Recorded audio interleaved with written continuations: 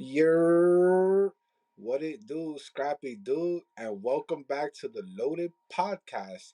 After like a 2, 3 year break, we back, and I didn't think of any better way to come back than to come back to what's been going on in wrestling lately. Because, as the title says, CM Punk is back, and yo, what I wish I had my reaction to CM Punk coming back because I kept telling myself, don't get that false hope in you. Don't get so excited that you think Punk is gonna come back and then you let yourself down and Punk don't come back. So just I kept telling myself it's gonna be Randy. It's gonna be Randy. For all those that watch War Games, it's gonna be Randy.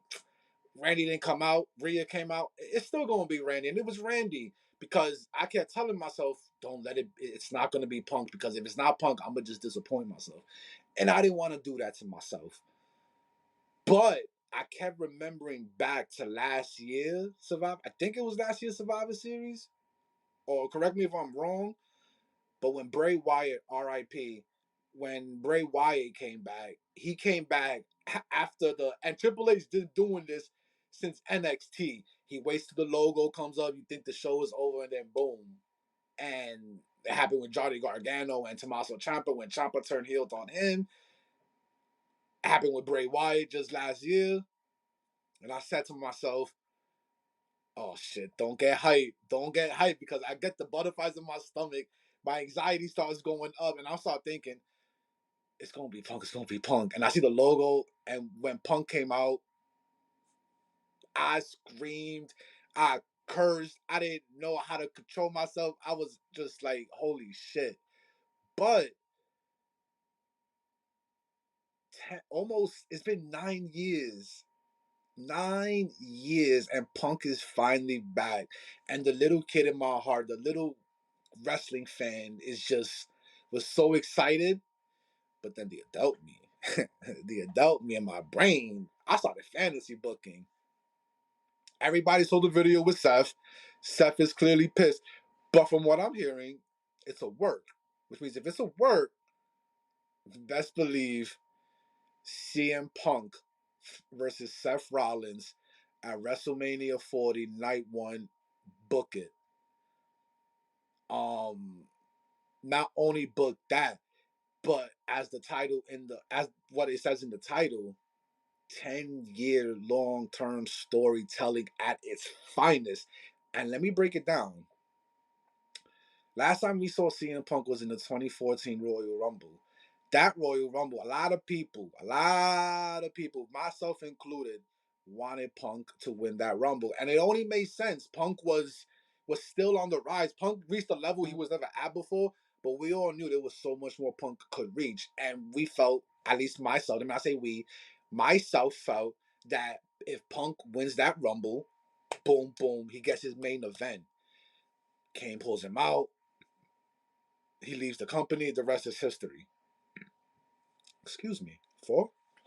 But with that being said, Punk is back, and the other main event of WrestleMania, it is gonna be Cody versus Roman.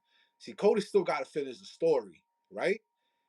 Seth now needs an opponent equal to that of Cody's because, in my opinion, yes, the world heavyweight title, it could eventually surpass that title that Roman Reigns bitch ass keeps holding hostage. He turned into Brock Lesnar. Ain't that some shit? He turned into the same guy that he tried to quote unquote save us from. And oh, I fuck Roman. I hate Roman.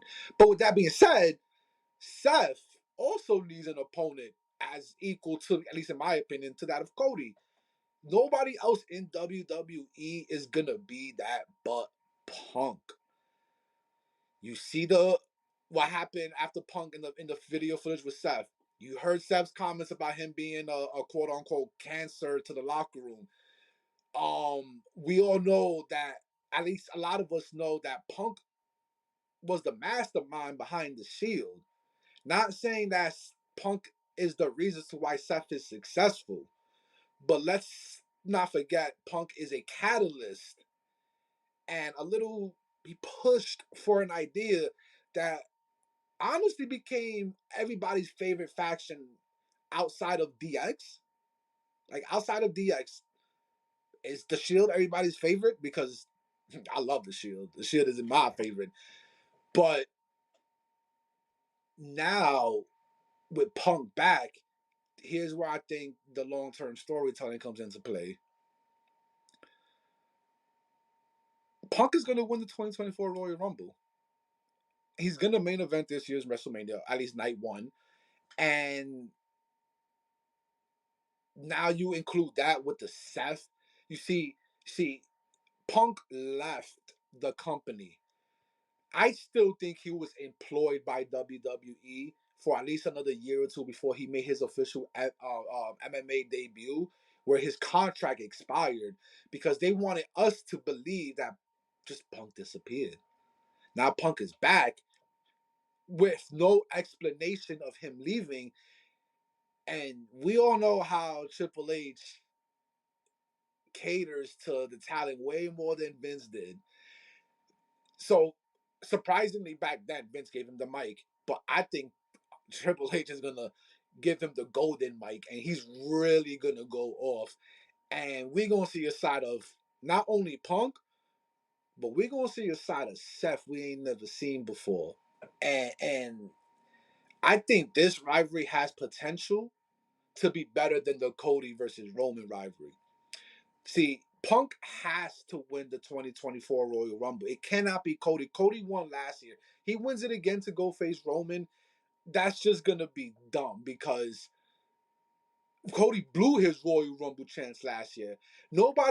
At least the way WWE has built up Roman, they should have Roman as the final boss, right? Don't make it an easy. I win the Royal Rumble, I go straight to Roman, yay! Nah, that's what the Elimination Chamber is for. You gotta actually fight to get to your way to Roman because Roman is WWE's final boss.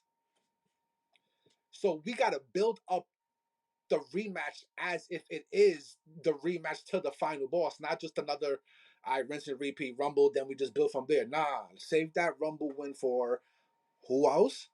Punk.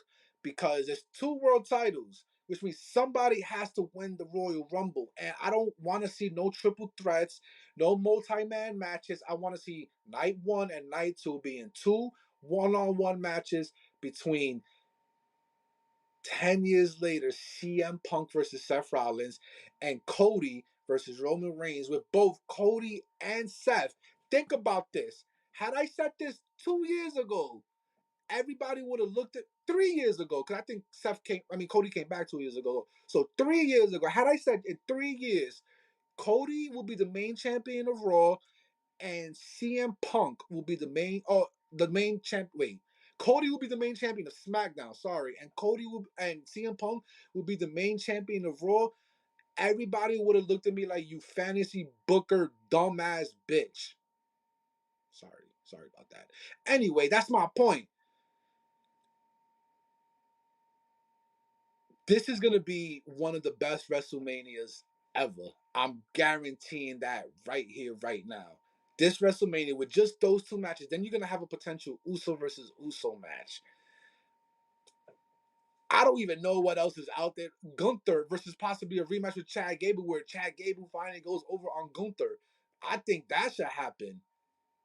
Um, man, there's so much more I want to talk about, so much more fantasy booking, and so much more that's going on in the wrestling world that unfortunately it's going to be cut short today because I just want to give you a little bit of what's going on in my mind at the moment because having CM Punk back is amazing and phenomenal.